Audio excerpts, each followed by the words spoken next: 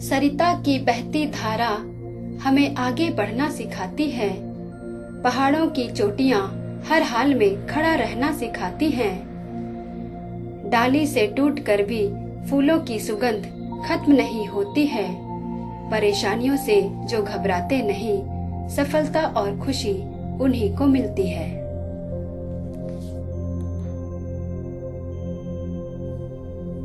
Radio उड़ान सुन रहे सभी लिसनर्स को मेरा हार्दिक नमस्कार और गुड इवनिंग। आप हैं आरजे पूनम लाकरा के साथ और शो चल रहा है चमकते सितारे। आप सभी का बहुत बहुत स्वागत है। जैसा कि आप सभी जानते ही हैं कि हमने पिछले सप्ताह हेलन केलर के चाइल्डहुड को डिस्कस किया था। हमने देखा कि किस प्रकार हार्ड वर्क के द्वारा बहुत बड़े बैरियर को तोड़ते हुए उन्होंने बोलना सीख लिया था। भले ही बीमारी ने उन्हें देखने और सुनने में अक्षम कर दिया हो, लेकिन शार्प माइंड के द्वारा उन्होंने सफलता की नई इबारत लिख दी और इस माइंड सेट को चेंज कर दिया कि बधिर व्यक्ति बोल नहीं सकते हैं।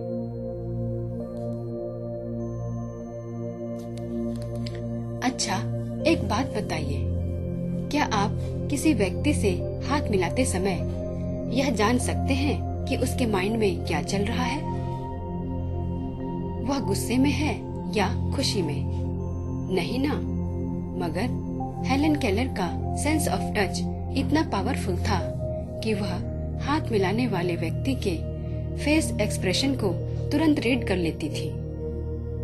वह सिंगर के गले को टच करके यह फील कर लेती थी कि वह किस तरह के गाने गा रहा है ना? अनबिलीवेबल।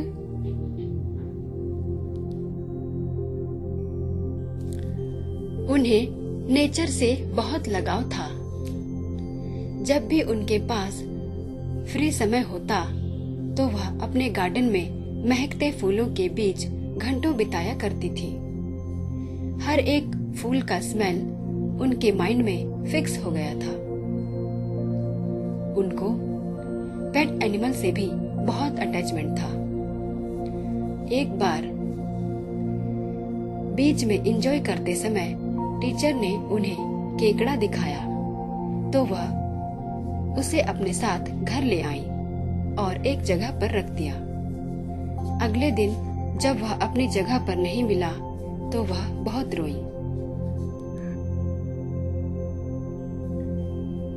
एक क्रिसमस पर उन्हें उपहार के रूप में टिम नाम का छोटा सा पक्षी मिला। वह उस स्पेशल गिफ्ट को पाकर इतनी ज्यादा एक्साइटेड थी कि उसके लिए दाना पानी डालना, उसे नहलाना और उसका पिंजरा साफ करना जैसे काम अपने आप ही कर लिया करती थी। एक दिन जब वह किसी तरह पिंजरे से उड़ गया तो पहले तो वह बहुत उदास हुई, लेकिन बाद में उन्हें यह रियलाइज हो गया कि आसमान में घूमने वाले आजाद पंछी को कैद करना उसके साथ अन्याय करना है। वक्त आ गया है ब्रेक पर जाने का। ब्रेक के उस पार मैं आपको बताऊंगी एक ऐसे इंसिडेंट के बारे में जिसने उनकी रंगीन जिंदगी में अंधकार बिखेर दिया। सुनते रहिए चमकते सितारे, ओनली ऑन रेडियो उड़ान। मैं हूँ किरण बेदी, हमेशा सुनो रेडियो उड़ान।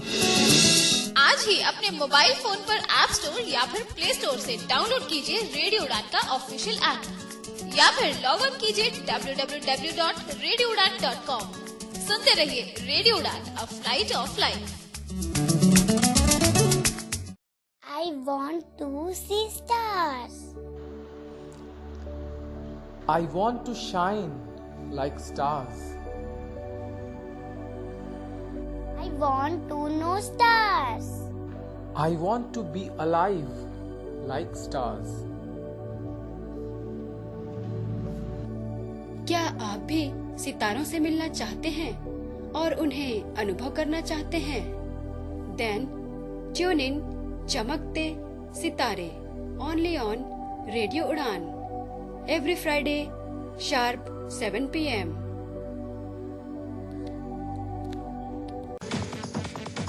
सितारों की महफिल में गूंजेगा तराना के होठों पे आया है दिल का फसाना। अरे दिल ने दिल को पुकारा, लो मैं आया। Where you will get information and entertainment. If you also want to enhance your knowledge, तो जरूर सुनिए चमकते सितारे मेरे यानी पूनम लाकरा के साथ। दो सितारों का ज़मीं पर है मिलन आज की रात। दो सितारों का ज़मीं पर है मिलन आज की रात।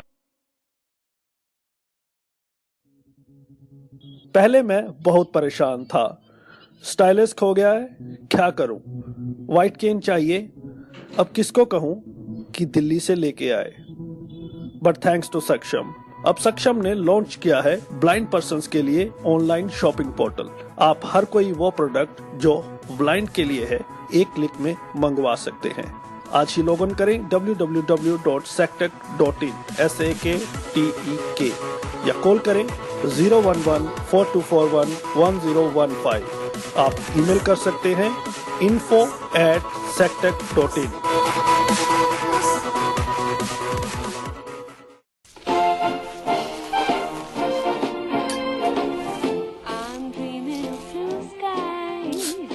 अगर चोट आसानी से लगे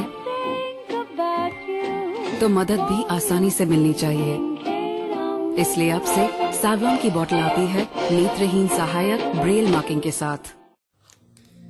क्या आप लोगों को अपने बचपन से जुड़ा कोई भी एक ऐसा इंसिडेंट याद है जब आपने कोई कहानी, कविता या फिर आर्टिकल लिखा और लोगों ने उसे बहुत पसंद किया हो? मुझे तो ऐसा कुछ भी याद नहीं आता। चलिए बात कर लेते हैं हेलन केलर द्वारा लिखी गई पहली कहानी से जुड़े एक दुखद इंसिडेंट की। 1892 में जब वह केवल 12 साल की ही थी, तभी उन्होंने अपने मन में उठने वाले विचारों को सीक्वेंस में लिखना शुरू कर दिया। देखते ही देखते उन विचारों ने कहानी का रूप ले लिया। वह अपनी क्रिएटिविटी से बहुत उत्साहित थी। जब कहानी पूरी हो गई तो उन्होंने एज यूजुअल सबसे पहले अपने टीचर को सुनाई। उन्हें तो कहानी सुनकर बड़ा मजा आया। इसके बाद उन्होंने उसे पूरी फैमिली के सामने पढ़ा। सभी लोग सरप्राइज्ड हो गए कि उन्होंने इतना अच्छा कैसे लिख लिया। किसी ने तो उनसे सवाल भी किया था कि यह तुम्हारी ओरिजिनल क्रिएटिविटी है या फिर किसी कहानी की कॉपी।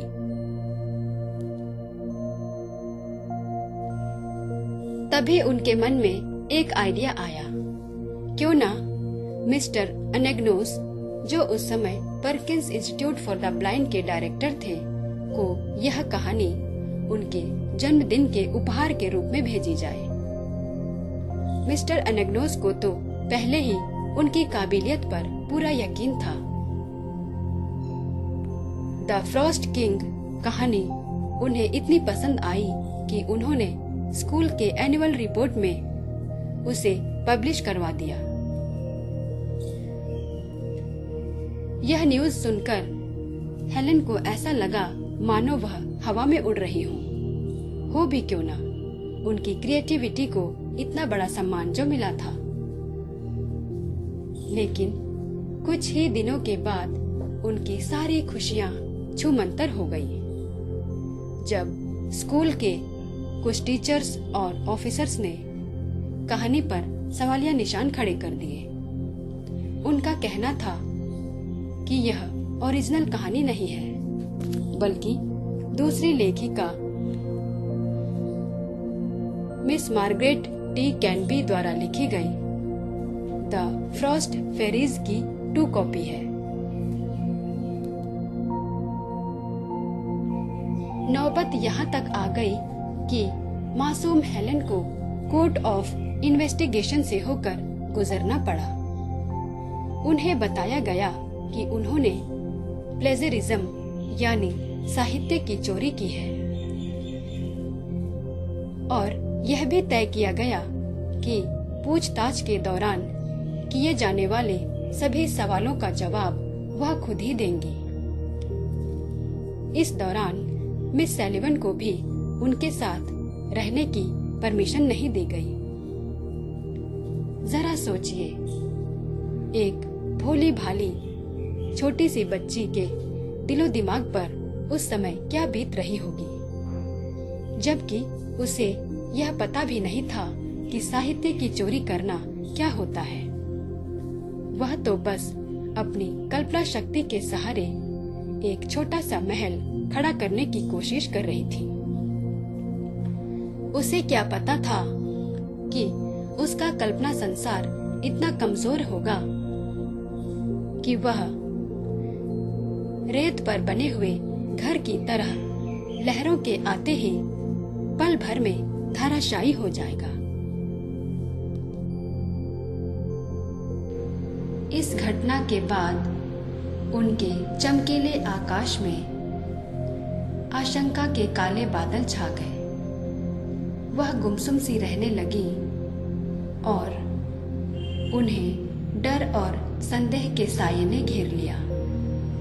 जिस दिन उन्होंने कोर्ट ऑफ इन्वेस्टिगेशन का सामना किया था, उस रात वह बहुत रोई। उन्हें पूरी रात नींद नहीं आ पा रही थी। वह अंदर से इतनी टूट चुकी थी कि बार बार उनके मन में यही ख्याल आ रहा था कि काश वह कल की सुबह देख ही न पाए।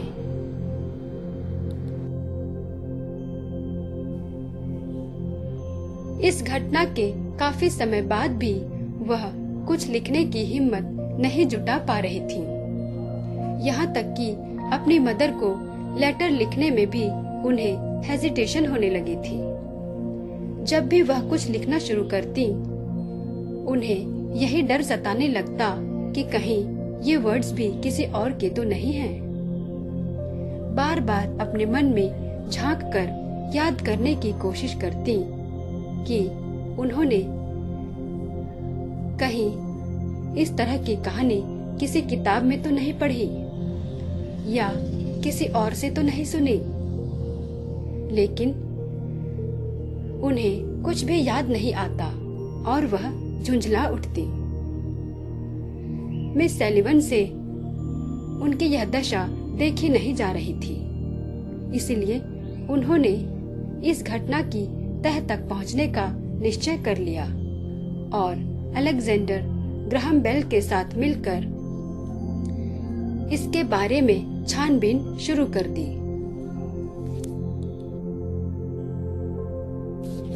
उनके लिए मिस सैलिवन किसी फरिश्ते से कम नहीं थी। उन्होंने हर मुश्किल परिस्थितियों में उनका हाथ थामे रखा। इस संबंध में गुरु के महत्व को स्पष्ट करते हुए कबीरदास जी ने ठीक ही लिखा है। सद्गुरु की महिमा अनंत, अनंत किया उपकार, लोचन अनंत उघाड़िया, अनंत दिखावन हार। इसका मतलब है ज्ञान की प्राप्ति को संभव बनाकर गुरु ने मुझ पर अनंत उपकार किए हैं। माया के कारण मैं जिस सत्य को देख नहीं पा रहा था, गुरु ने एक संत के रूप में मुझे सत्य का दर्शन कराया है। इसलिए संत रूपी गुरु की महिमा अनंत और अपार है।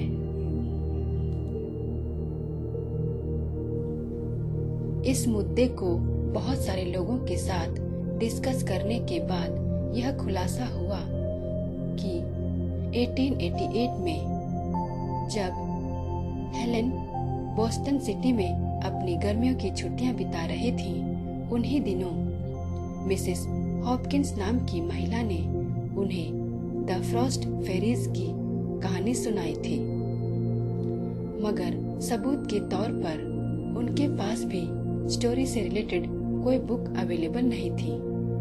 उनका कहना था कि नए घर में शिफ्ट होते समय उन्होंने अपनी बहुत सारी पुरानी किताबें बेच दी थी। शायद उन्हीं किताबों के साथ वह किताब भी बिक गई होगी।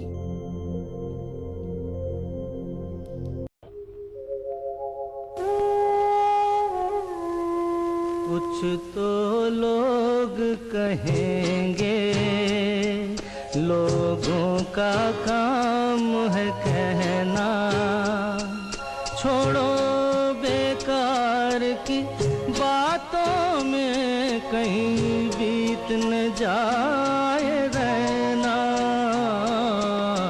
कुछ तो लोग कहेंगे, लोगों का काम है कहना, छोड़ो बेकार की बातों में कहीं बीत न जाए रहना।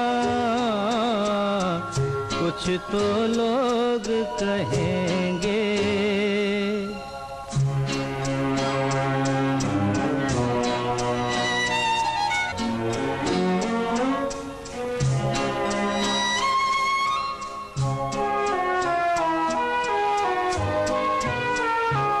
कुछ रीत जगत की ऐसी है, हर एक सुबह की शाम हुई।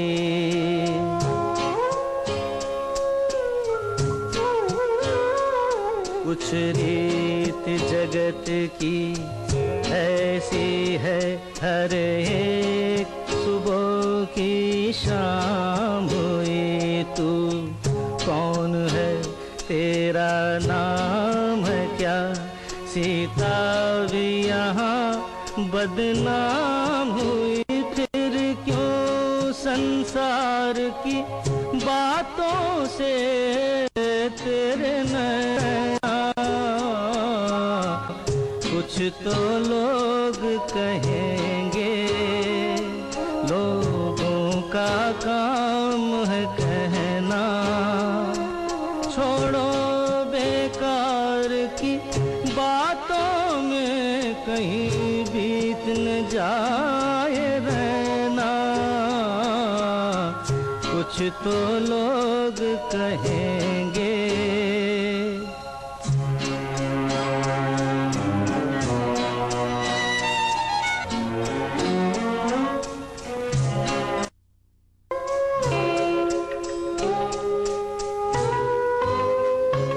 हमको जो ताने देते हैं, हम खोए हैं इन रंग रलियों में।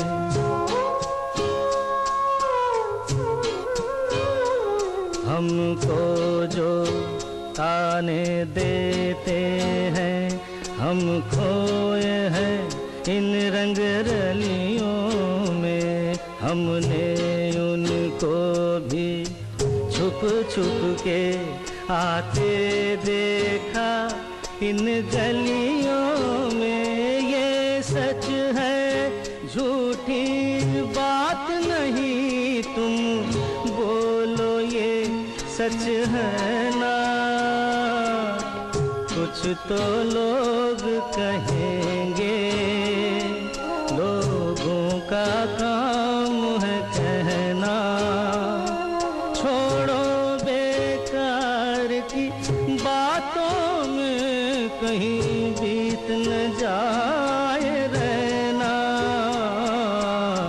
कुछ तो लोग कहेंगे, लोगों का काम है कहना।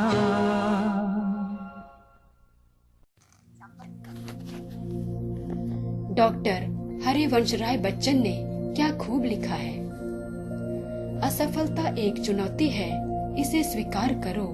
क्या कमी रह गई, देखो और सुधार करो। जब तक ना सफल हो नींद चैन को त्यागो तुम, संघर्ष का मैदान छोड़कर मत भागो तुम। बिना कुछ किए ही जय जयकार नहीं होती, कोशिश करने वालों की कभी हार नहीं होती, लहरों से डरकर नौका पार नहीं होती। वर्ष 1893 उनके लिए ढेरों संभावनाएं और नए नए अनुभव लेकर आया, जिससे उन्हें दुखद यादों की परछाई से बाहर निकलने में मदद मिली। 4 मार्च को उन्हें पहली बार 24वें राष्ट्रपति के इनॉग्रेशन में शामिल होने का चांस मिला, जहां पर उनकी मुलाकात प्रेसिडेंट ग्रोवर क्लीवलैंड से हुई और इसी क्रम में आने वाले सालों में थियोडोर रूजवेल्ट एवं जॉन एफ कैनेडी जैसे राष्ट्रपतियों से भी उन्हें मिलने का मौका मिला। उसी महीने वह नियाग्रा वाटरफॉल्स की सैर पर गई। वहां पर कई लोगों ने उनसे सवाल किया, आप देख और सुन नहीं सकती हैं, फिर यहाँ की ब्यूटी और म्यूजिक आपके लिए क्या मायने रखती है? इन सभी सवालों के परे उन्होंने उस ट्रिप को बहुत एंजॉय किया। आपकी इंफॉर्मेशन के लिए बता दूं, नियाग्रा वाटरफॉल विक्टोरिया वाटरफॉल के बाद विश्व का दूसरा सबसे बड़ा वाटरफॉल है, जो यूएस और कनाडा के बॉर्डर के बीच में नियाग्रा नदी पर बना हुआ है। यह अपने मनोरम दृश्यों से हर साल लाखों पर्यटकों को अपनी तरफ आकर्षित करता है।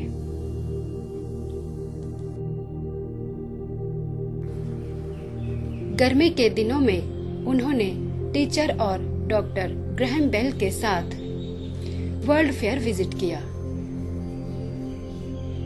यह बड़ी बात थी कि फेयर के इंचार्ज द्वारा एग्जीबिशन में दिखाई जा रही चीजों को उन्हें टच करने का प्रिविलेज दे दिया गया था, जबकि इस बात से आप सभी वाकिफ हैं कि बड़े बड़े टूरिस्ट प्लेसेस में चीजों को टच करना अलाउड नहीं होता है।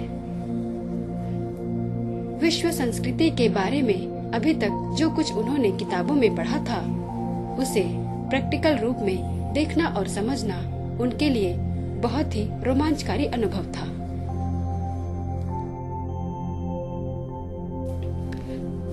उन्हें कोलंबस के शिप सेंटा मारिया का मॉडल दिखाया गया, जिसमें बैठकर एक लंबी यात्रा के बाद कोलंबस ने अमेरिका की खोज की थी। साथ ही साथ उन्हें यह भी जानकारी मिली कि हीरा कितने प्रकार का होता है, अमेरिका में कौन सा डायमंड पाया जाता है, खानों से हीरा निकालने और उन्हें तराशने के लिए किस तरह की मशीनें यूज की जाती हैं। इसी के साथ उन्होंने इजिप्ट की पिरामिडों और मम्मियों के दर्शन भी किए। इस एग्जीबिशन में उन्हें भारत की डाइवर्सिटी को समझने का मौका भी मिला और उन्होंने इंडिया को क्यूरियस बाजार कहा था। इसके बाद इलेक्ट्रिकल रूम में जाकर टेलीफोन, ऑटोफोन एवं फोनोग्राफ जैसे आविष्कारों को टेस्ट करना और समझना बड़ा ही इंटरेस्टिंग था। डॉक्टर बेल ने उन्हें एक्सप्लेन किया कैसे तारों के द्वारा मैसेजेस भेजना संभव हो पाया। फिर एंथ्रोपोलॉजी डिपार्टमेंट में जाकर एंशिएंट मैक्सिको के बारे में बहुत कुछ देखा। इस प्रकार वर्ल्ड फेयर में 3 वीक्स कैसे बीत गए उन्हें पता ही नहीं चला। परियों की कहानियों और खिलौनों से दूर एक अलग ही दुनिया के नजारे से रूबरू होना उनके लिए बहुत ही थ्रिलिंग था। समय गुजरने के साथ साथ द फ्रॉस्ट किंग की कड़वी यादें धुंधली पड़ने लगी और हेलेन को नई नई भाषाएं सीखने की धुन सवार हो गई। अभी तक तो वह सिर्फ घर पर ही रहकर अपनी पढ़ाई कर रही थी, लेकिन 1893 से उन्होंने पढ़ाई का दायरा बढ़ाना शुरू कर दिया। अलग अलग टीचर्स के यहाँ रहकर फ्रेंच, जर्मन, ग्रीक एवं लैटिन भाषाएं सीखने लगी और उन्हें बड़ा मजा आने लगा। उन दिनों लैटिन भाषा को बड़े बड़े विद्वानों की भाषा समझा जाता था, परंतु उन्होंने उस पर भी अपनी मजबूत पकड़ बना ली थी। इसी को कहते हैं जहाँ चाह वहाँ राह।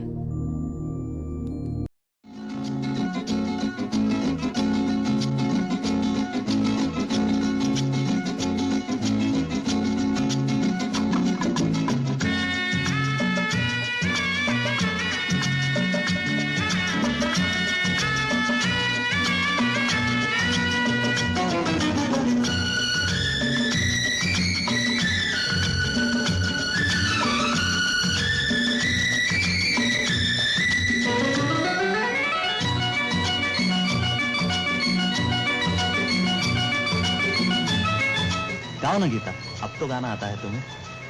मुझे नहीं आता। नहीं विनोद भैया, आजकल तो गीता दीदी खूब गाती है। हाँ हाँ गाइए ना। आज से पहले, आज से ज्यादा, आज से पहले, आज से ज्यादा खुशी आज तक नहीं मिली इतनी सुहानी, ऐसी मीठी, इतनी सुहानी, ऐसी मीठी घड़ी आज तक नहीं मिली आज से पहले।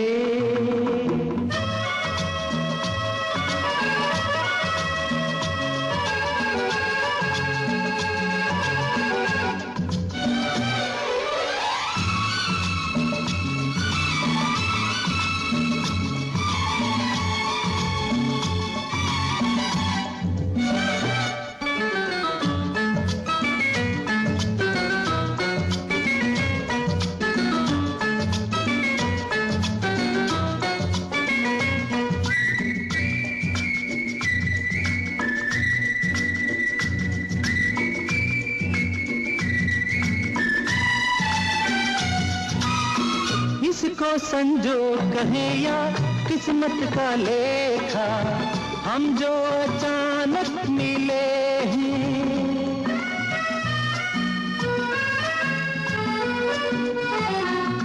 है इसको संजोग कहे या किस्मत का लेखा, हम जो अचानक मिले हैं। मन चाहे साथी पाके हम सबके चेहरे देखो तो कैसे खिले हैं।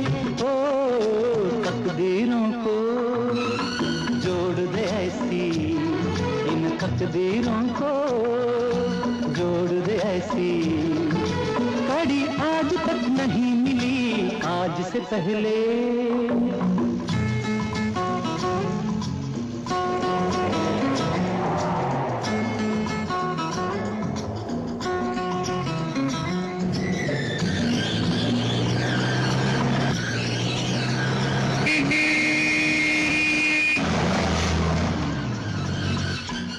सर, इतनी तेज चलाने की क्या जरूरत है सर?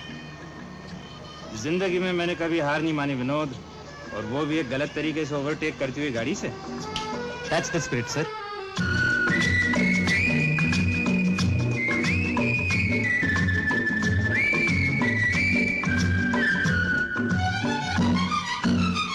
सपना हो जाए वो पूरा जो हमने देखा, ये मेरे दिल की दुआ है।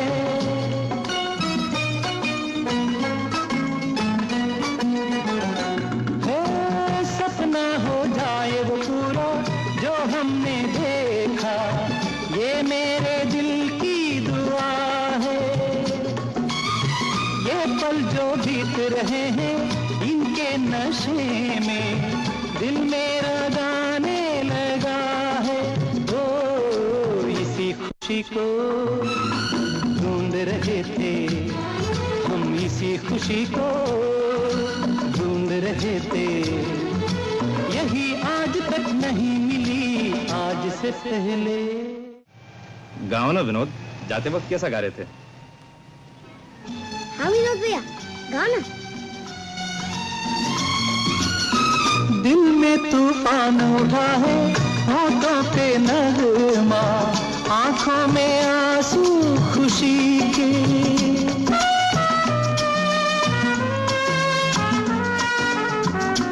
ओ दिल में तूफान उठा है, होठों पे नगमा, आंखों में आंसू खुशी के। अपनों के पास पहुंच के अपनों से दूरी, ऐसा ना हो संग किसी के। ओ कोई कहे ना मंजिल मुझको, यूं कोई कहे ना मंजिल मुझको, मिली आज तक नहीं मिली आज से पहले। आज से ज्यादा खुशी आज तक नहीं मिली आज से पहले।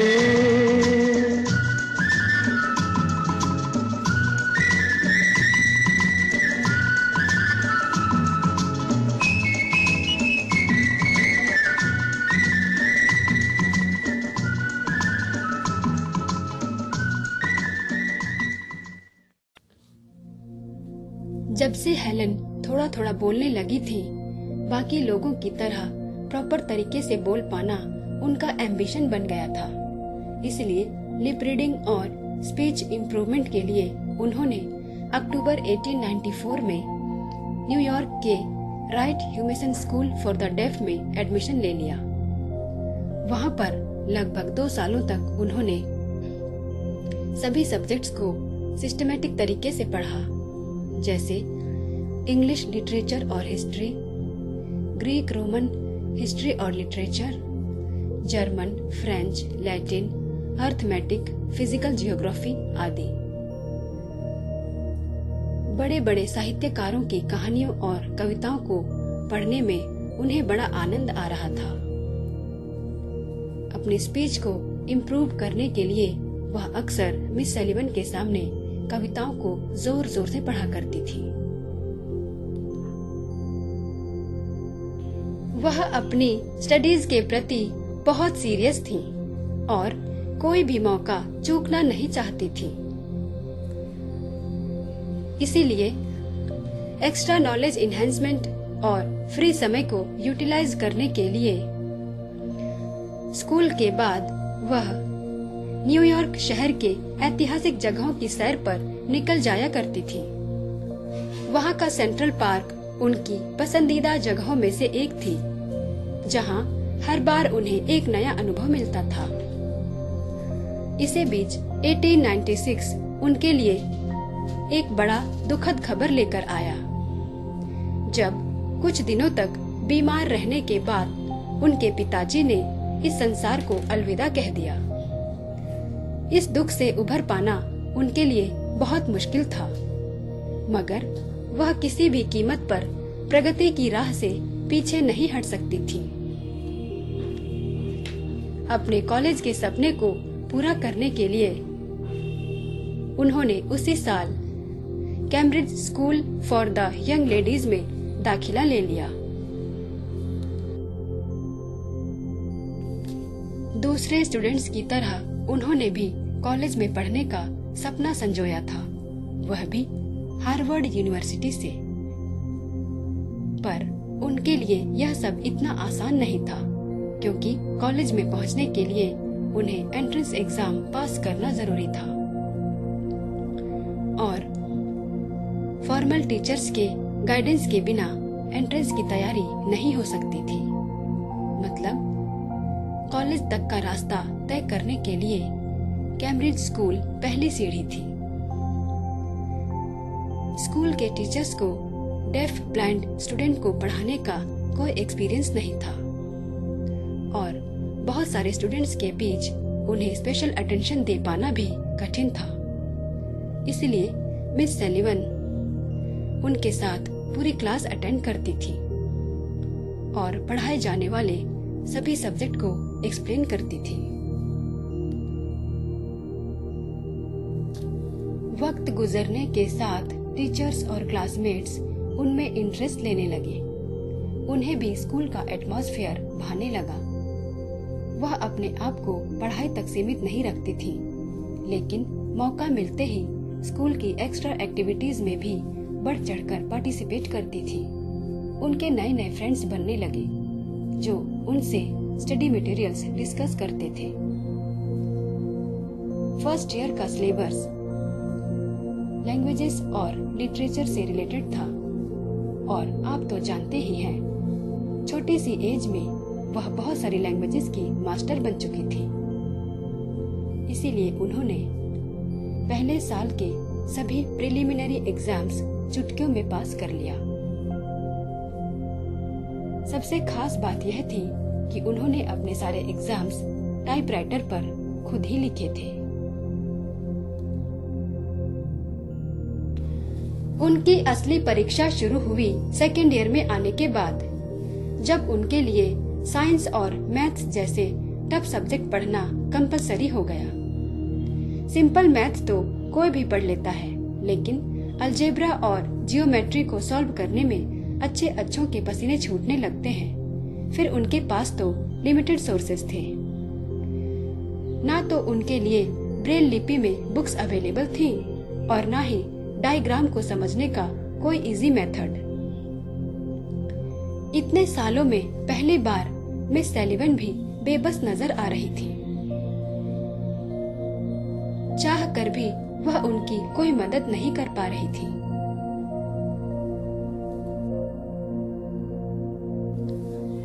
उनकी परेशानियों को देखते हुए कुछ टीचर्स ने सजेशन दिया कि अगर वह चाहे तो उनके लिए एग्जाम पास करने की समय सीमा को बढ़ाया जा सकता है।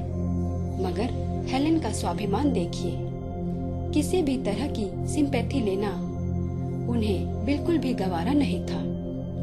उन्होंने ठान रखा था कि बाकी लोगों के लिए फिक्स्ड किए गए टाइम बाउंडेशन में ही वह भी अपना एग्जाम पास करेंगी,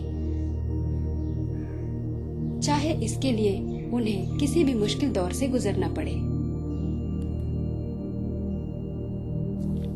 थोड़े समय के बाद कुछ दोस्तों की हेल्प से उनके लिए ब्रेल की बुक्स अवेलेबल कराई गई। वह अपनी मेहनत में कोई कसर नहीं छोड़ना चाहती थी, इसीलिए वह और भी अधिक सीरियस होकर पढ़ाई करने लगी। क्लास में नोट्स बनाना भले ही उनके लिए मुश्किल था, लेकिन क्लास में पढ़ाए गए टॉपिक्स और एक्सरसाइजेस को स्कूल के बाद वह रेगुलर रूप से मैनुअल टाइपराइटर पर लिखती थी, जिससे सभी का रिवीजन अच्छे से हो सके। सब कुछ बहुत अच्छा चल रहा था। इसी दौरान 1897 के नवंबर में उनकी तबीयत खराब हो गई और वह कुछ दिनों तक स्कूल अटेंड नहीं कर पाई। मिस सैलिवन को तो उन पर पूरा भरोसा था कि वह जल्द ही ठीक होकर पिछला सिलेबस कवर कर लेंगी, लेकिन मिस्टर गिलबर्ट, जो स्कूल के प्रिंसिपल और क्लास में उनके टीचर भी थे, उनकी बात से इत्तेफाक नहीं रखते थे। उनका मानना था कि क्लास अटेंड नहीं करने की वजह से उनकी तैयारी में रुकावट आएगी और वह दूसरे स्टूडेंट्स की कंपैरिजन में पीछे रह जाएंगी। दो टीचर्स के ओपिनियन में डिफरेंसेस का रिजल्ट यह हुआ कि उनकी मदर ने उनका स्कूल छुड़वा दिया और यह डिसाइड किया गया कि आगे की तैयारी वह घर पर ही रहकर करेंगी। ब्रेक के उस पार हम हेलेन केलर की जिंदगी से जुड़े कुछ और खास लम्हों के बारे में बात करने वाले हैं। तो मिलते हैं एक और छोटे से ब्रेक के बाद।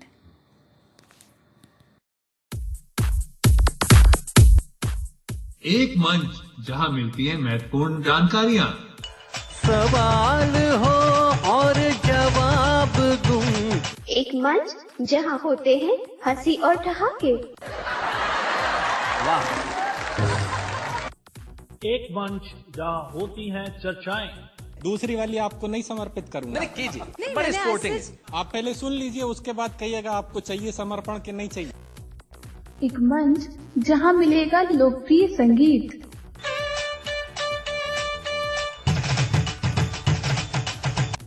और इन सब के बीच एक ऐसा मंच जहां मिलता है सब कुछ। लॉग ऑन कीजिए www.radioudan.com और जुड़ जाइए हमारे साथ।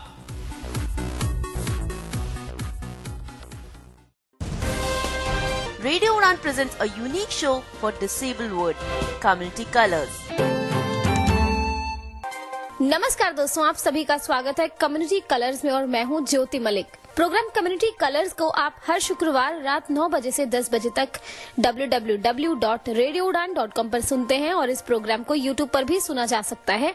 इस प्रोग्राम में आपको वीकली डिसेबिलिटी न्यूज बताई जाती है, जॉब अलर्ट्स बताए जाते हैं और पर्सनालिटी डेवलपमेंट पर हम बात कर रहे हैं। जी हाँ, पर्सनालिटी डेवलपमेंट सेक्शन में हर बार होता है एक यूनिक टॉपिक आपकी पर्सनालिटी को एनहांस करने के लिए। तो सुनना ना भूलें हर शुक्रवार रात 9 से 10 और पुनः प्रसारण हर शनिवार दोपहर 4 से 5। रेडियो उड़ान की ऐप आप डाउनलोड कर सकते हैं प्ले स्टोर या फिर ऐप स्टोर से। रेडियो उड़ान का यूट्यूब चैनल सब्सक्राइब करना बिल्कुल मत भूलिए। स्टे अपडेटेड विद रेडियो उड़ान, फ्लाइट ऑफ लाइफ।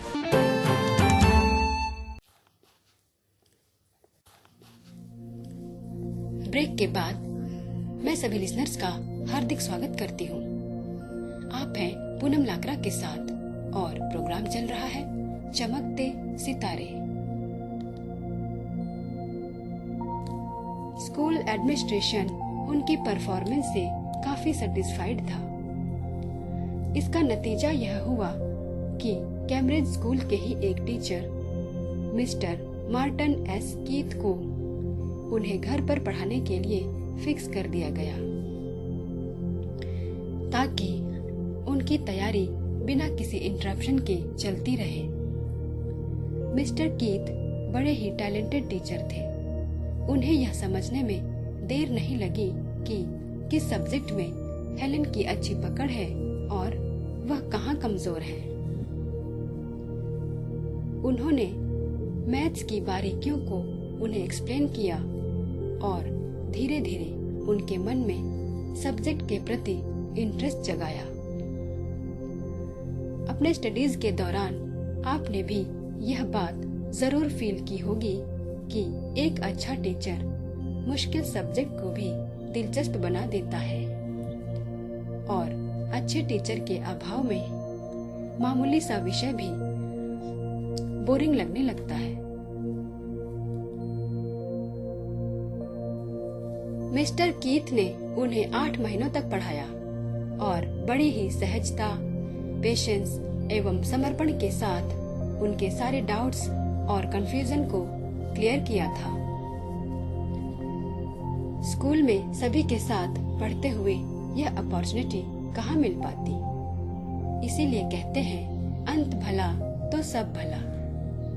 पहले वह मैथ से जितनी ही दूर भागती थी, अब अलजेब्रा और जियोमेट्री को सॉल्व करना भी उनके लिए बाएं हाथ का खेल बन गया। देखते ही देखते रेडक्लिफ कॉलेज में एडमिशन पाने के लिए फाइनल एग्जाम की तारीख नजदीक आ गई। उन्हें 29 और 30 जून 1899 को एग्जाम देना था, लेकिन कॉलेज वालों ने उनके लिए एक और मुसीबत खड़ी कर दी। एग्जाम से कुछ दिन पहले पता चला कि मिस सलीवन उनके साथ एग्जाम हॉल में नहीं रहेंगी, बल्कि Perkins institute for the blind के एक दूसरे टीचर उन्हें क्वेश्चन पेपर एक्सप्लेन करेंगे।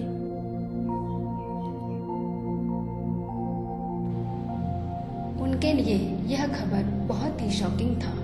वह समझ नहीं पा रही थी कि आखिर एक अजनबी व्यक्ति से वह कैसे कम्युनिकेट कर पाएंगी, लेकिन फिर उन्होंने सिचुएशन को एज इट इज एक्सेप्ट कर लिया।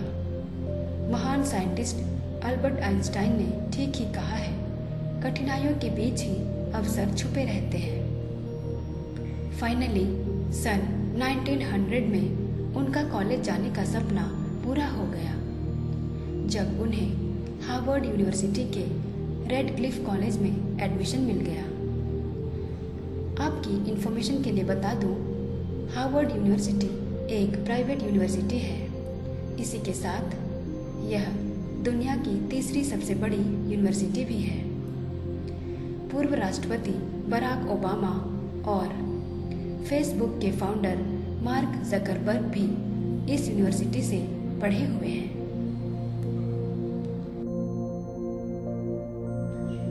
वह कड़ी मेहनत करके यहाँ तक पहुँची थी। बहुत सारी अड़चनों को पार किया था, इसलिए उन्होंने अपने कॉलेज के पहले दिन को बड़ा ही यादगार और सुखद एहसास बताया है। नए नए टीचर्स और स्टूडेंट्स से मिलना उन्हें एक अलग ही प्रकार की खुशी दे रहा था। लेकिन जब अगले दिन से बड़ी बड़ी क्लासेस अटेंड करनी पड़ी, तो कॉलेज के लिए बनाई गई उनकी फैंटेसी फीकी पड़ने लगी। बस पढ़ाई और पढ़ाई, दूसरी चीजों के बारे में सोचने की फुर्सत ही कहाँ थी। यहाँ भी उन्हें स्टडी मटेरियल की कमी से जूझना पड़ रहा था।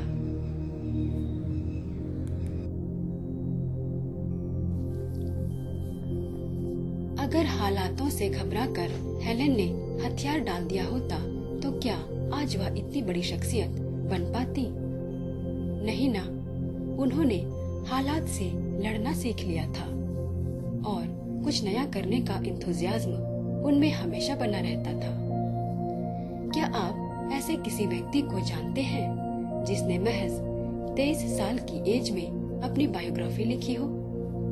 मुझे तो ऐसा कोई भी याद नहीं आता, मगर हेलेन केलर ने अपने दमखम से यह भी कर दिखाया और 1903 में अपनी आत्मकथा the story of my life लिखकर सबको चौंका दिया।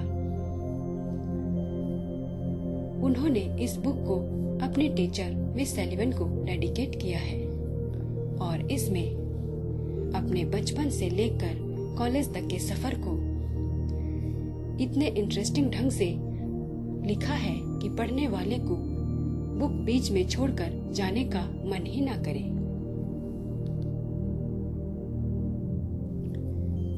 जैसे सूरदास जी ने अपनी कविताओं में प्रकृति के अलग अलग रूपों का आकर्षक वर्णन करके सबको हैरत में डाल दिया था, वैसे ही the story of my life में नेचर की ब्यूटी को बड़े ही अनोखे अंदाज में प्रेजेंट किया गया है। सिर्फ अमेरिका के लोगों को ही नहीं, बल्कि इस किताब ने पूरी दुनिया के लोगों को इंस्पायर किया है। तभी तो आज तक लगभग 50 से भी अधिक भाषाओं में इसका ट्रांसलेशन हो चुका है। समय मिले तो आप लोग भी इसे एक बार जरूर पढ़िएगा।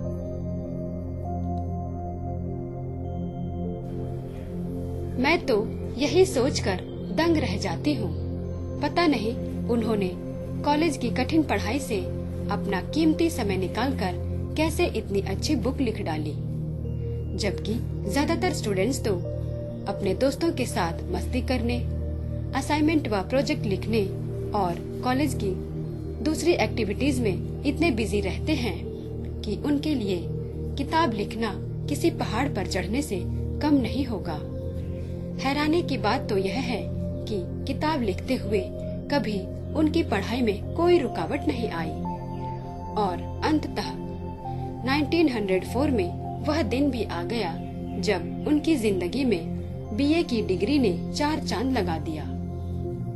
इसी के साथ ग्रेजुएट की डिग्री पाने वाली वह दुनिया की पहली डेफ और ब्लाइंड छात्रा बन गई। है ना इंस्पायरिंग अचीवमेंट।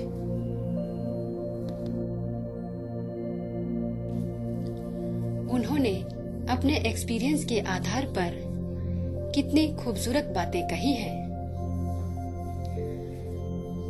अपना सिर मत झुकाओ, उसे हमेशा ऊंचा रखो और दुनिया की आंखों में आंखें डाल कर देखो। आपकी सफलता और खुशी आपके अंदर है, क्योंकि विश्वास वह शक्ति है जिससे उजड़ी हुई दुनिया में भी प्रकाश किया जा सकता है। उनके द्वारा लिखी गई ऐसी ही कुछ और दिलचस्प किताबों के बारे में जानने और सोसाइटी में उनके कंट्रीब्यूशन को समझने के लिए प्रोग्राम चमकते सितारे से आपको जुड़े रहना होगा। अगले सप्ताह इसी दिन इसी समय पर एक बार फिर से होगी आपकी और हमारी मुलाकात हेलन केलर की जिंदगी पर आधारित एक और कड़ी के साथ। इन बदले हालातों में अपना और अपनों का रखिए खास ख्याल। Have a great weekend. Good night.